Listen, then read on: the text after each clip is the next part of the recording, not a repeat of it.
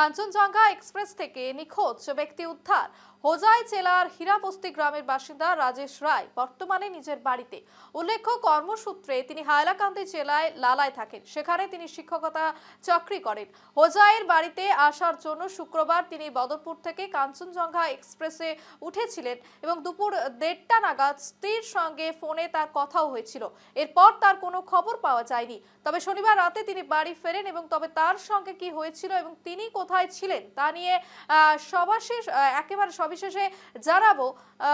যে আমাদের প্রতিনিধি রয়েছে সেখানে একেবারে বিশ্বজিৎ চক্রবর্তী, এবং একেবারে সরাসরি চলে যাব আমরা বিশ্বজিতের কাছে। বিশ্বজিৎ, যে খবর উঠে আসছে গতকাল থেকে আমরা নিখোঁজ ব্যক্তির যে খবর সম্প্রচার করেছি, এবং তিনি ঠিক কোথায় গিয়েছিলেন এবং কোথায় ছিলেন, ঠিক কি তথ্য উঠে আসছে? বলি যে উনি সরকারি একজন এমপ্লয়ি হয়, যখন বাড়িতে উনি ফিরে আসছিলেন ছুটি পেয়ে, উনি যখন হাইলাকান্দি স্টেশন থেকে উঠেন, হাফলং আসার পরে ওনাকে একজন ব্যক্তি এক কাপ চা খেতে দেয়। তারপরে উনি কিছু দূর যাওয়ার পরে অজ্ঞান হয়ে পড়েন। তারপরে বাড়ির সাথে কোনো যোগাযোগ বন্ধ হয়ে পড়ে। বাড়ির লোক চিন্তিত হয়, বিভিন্ন জায়গায় ওরা ডায়েরি করে। ডায়েরি করার পর কিন্তু কোনো ধরনের সুনসূত্র পাওয়া গেল না। ওরা চিন্তিত হয়ে বিভিন্ন জায়গায় ওরা যখন পায়নি, তারপর দেখা গেছে যে ওরা চিন্তিত হয়ে ভাবছে যে লোকটি কোথায় গেল, কিন্তু মোবাইল সুইচ অফ পেয়েছে। কিন্তু একটা কথাই বলি, রেলে যে এবার সুরক্ষিত নয় যাত্রীরা। এই যে হুজাই জেলার এই ঘটনায় কিন্তু ভয়ঙ্কর ছবি সামনে আসছে। কেননা এই যে লোকটি অজ্ঞান হয়ে আসছিল, সেই লোকটি কিন্তু পরবর্তী সময় আসাম স্টেট পার হয়ে পশ্চিমবঙ্গের একটি স্টেশনে গিয়ে উনি যখন জানতে পারলেন যে আমি অন্য জায়গায় চলে আসছি, তারপরে উনি ট্রেন থেকে নেমে যেমনি অন্য ট্রেন ধরে বাড়ি আসছে। কালকে রাতে 2টোর সময় পৌঁছেছেন। ইতিমধ্যে ডক্টর ওনাকে চিকিৎসা দিয়েছে।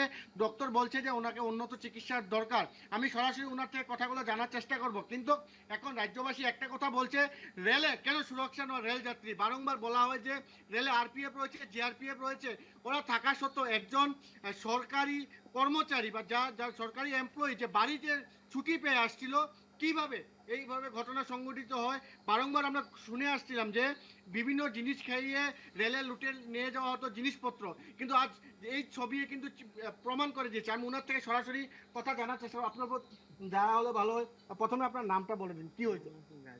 কি হয়েছিল বলুন তো, আপনি কোথা থেকে? হাইলাকান্দি স্টেশন থেকে টিকিট করে মানে গাড়িতে উঠেছিলাম।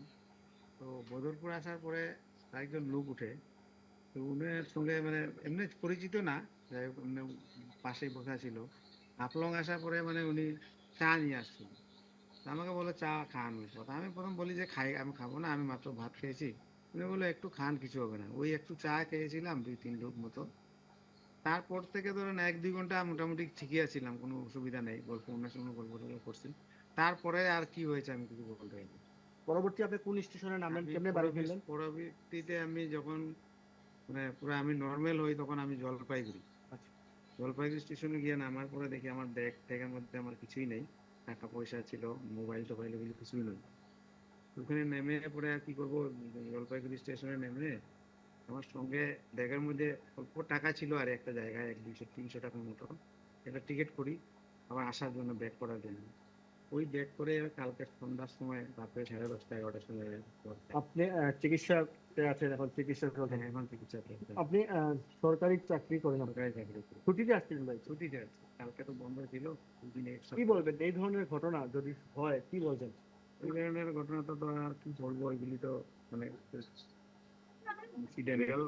রেল কর্তৃপক্ষ এগুলি মানে নিয়মগুলি সুরক্ষা দিতে লাগে।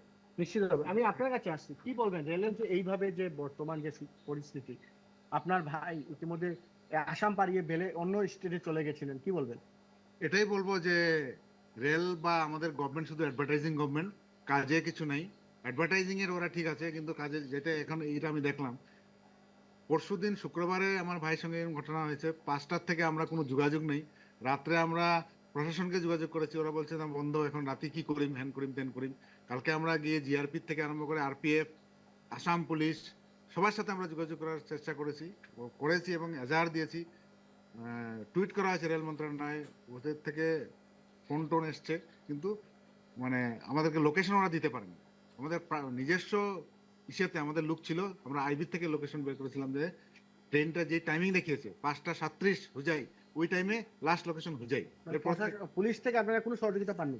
পেয়েছি, ওরা এজাহার টেজার নিয়েছে, কেস ডায়েরি পাঠাইছে, কিন্তু ওরা বলতেছে যে বন্ধ, ওদের যারা চেক করে এসে করে ট্র্যাক করে ওই লুক নাই, তাহলে আপনি কি মার্ডার হয়েছে কি হয়েছে এই ধরনের ইসে আর কি। আমরা উই আর ট্রাইং, বা আরপিএফ থেকে বলছে আমরা ট্রাই করতেছি, আপনারা নিজাববিয়া লোকেশন বাই করতে নিজের ববিয়া ভাবে আমরা লোকেশনটা ট্র্যাক করছি আর কি। তখন আমাদের সন্দেহ হয়েছে যে হয়তো মোবাইলটা এই বুঝাইতেই নামছে চুরটা আর কি। আর আমরা এটাই ভাবছি যে কিছু খাইয়ে দিয়েছে যার জন্য ওর হয়তো হুঁশ নেই, না হলে তো আমরা পেতাম। কলকাতাতে আমি, আমার এক দাদা আছেন, দাদাকে দিয়ে কলকাতা আরপিএফ এর হেল্প নিয়ে ট্রেনটা যখন কলকাতা পৌঁছায় কালকে তিনটার সময়, তখন ওখানে আমরা চেক করেছি, কিন্তু ওখানে কেউ ছিল না। তো এখন ও বাড়ি আসলো রাত্রে প্রায় 11টা নাগাদ। হুজাই আসার পরে মানে একজন টমটমওয়ালা যে আমাদেরকে সবাইকে চিনে, ও পেয়ে বলছে যে তুমি কি রাজেশ? বলে হ্যাঁ। তুমি তো বড় হাতে পারি? বলে হ্যাঁ, চলো আমি নিয়ে আসলো। তো নিয়ে আসলো। রেল মানে কি, রেলে সুরক্ষা নাই, মানে শুধু অ্যাডভার্টাইজিং এই সুরক্ষা আছে যা বোঝা যাইতেছে। প্লাস হুজাই যেটা স্টেশন, হুজাই স্টেশনে কোনো ধরনের সিসি ক্যামেরার ব্যবস্থা নাই, শুধু 2টা সিসি ক্যামেরা আছে যেটাতে শুধু এসি কোচগুলিকে মানে মনিটর করা যায়, বাকি কোনো নাই। হুজাই প্ল্যাটফর্মে তো প্ল্যাটফর্মই নাই, এটা ছাদও নাই, কিছুই নাই, কোনো ধরনের ব্যবস্থা নাই। বর্ষাকালে তো মানুষ উঠতে পারে না, ইভেন কি যেটা ডিসপ্লে বোর্ড থাকে, কোচ ডিসপ্লে বোর্ড, ওইটাও কাজ করে না। তো এই ধরনের ব্যবস্থা নিয়ে ওরা বলছে যে সুরক্ষিত যাত্রী। এভাবে বলে আজকে যদি ও চা কাপটা পুরা খেত, 3 চুমুক খেয়েছে, 3 চুমুকে জলপাইগুড়ি গিয়ে এখনো হি ইজ নট নর্মাল। আমরা কালকে রাত্রিতেই সিভিল হসপিটালে নিয়ে গেছি, চিকিৎসা হয়েছে, কিন্তু উন্নত চিকিৎসার প্রয়োজন আছে যা বুঝছি এখন। আপনারা নিজেই দেখতে পাচ্ছেন he is not normal till now. বেশ আমরা আজকে 2 রাত 3 রাত থেকে আমাদের ঘুম নেই। বিশ্বজিৎ, কালকে একেবারে তুমি কথা বলতেই থাকো যে উনি কি বলছেন এবং ওনাদের কি কি অভিযোগ রয়েছে, এবং আপাতত ধন্যবাদ বিশ্বজিৎ।